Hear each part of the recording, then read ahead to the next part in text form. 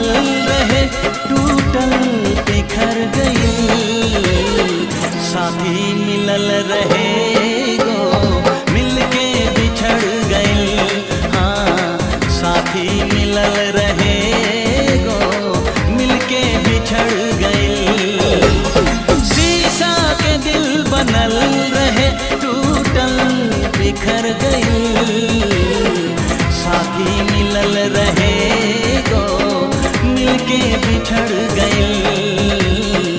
साथी मिलल रहे गो मिलके बिछड़ गई।